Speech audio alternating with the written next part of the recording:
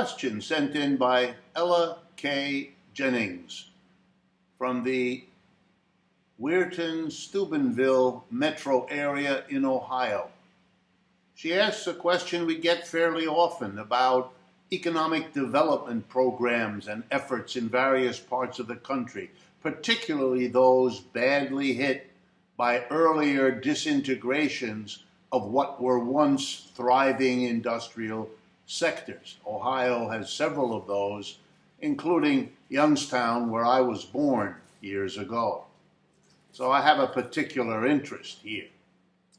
The question Ella Jennings poses has to do with the relationship between bringing in a new industry, such as, for example, petrochemicals, and hoping that they have what are called multiplier effects. That's a very simple idea which says if you bring in some industry, that in turn will stimulate other industries to come into the area. For example, if you build a factory, well, then there'll have to be some restaurants and other kinds of service industries for the workers who work in that factory, and so more jobs and presumably more business will be created.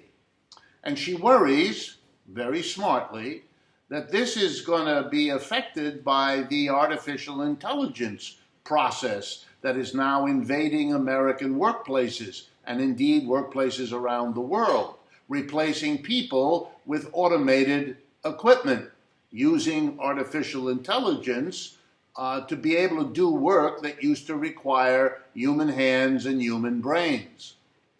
And she worries, will the advance of artificial intelligence undo the multiplier that was hoped for with all these efforts to bring an industry or two into, in this case, Weirton-Steubenville, but the same applies everywhere?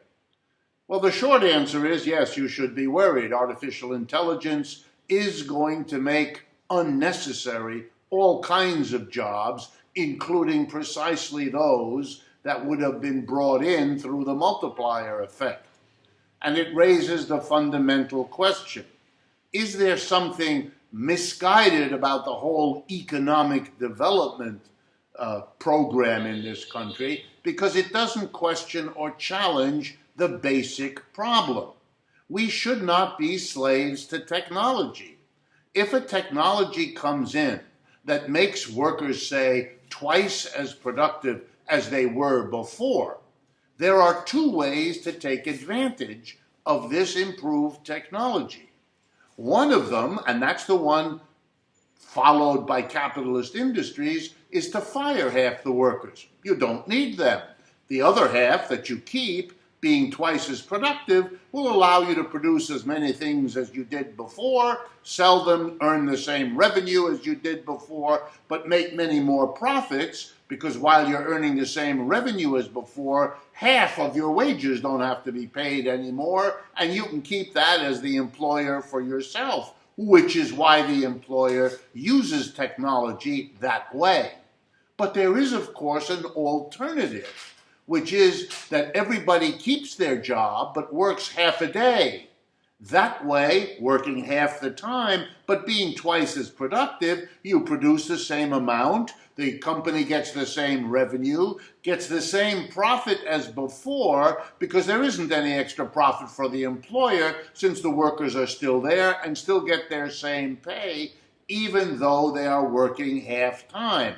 That's using technology for the improvement of the working life of working people by giving them leisure, time for their families, time for their community, time for their relationships. Capitalism creates the unemployment problem we have, not technology. And if we used our technology differently, we wouldn't have the problem of depressed areas and an economic development program that keeps running into the same problem of how to handle technology, whether it's artificial intelligence or any other kind. I hope this has been an interesting response to Ella. Thank you for your question, and please, folks, send me your questions. That's what we're here for.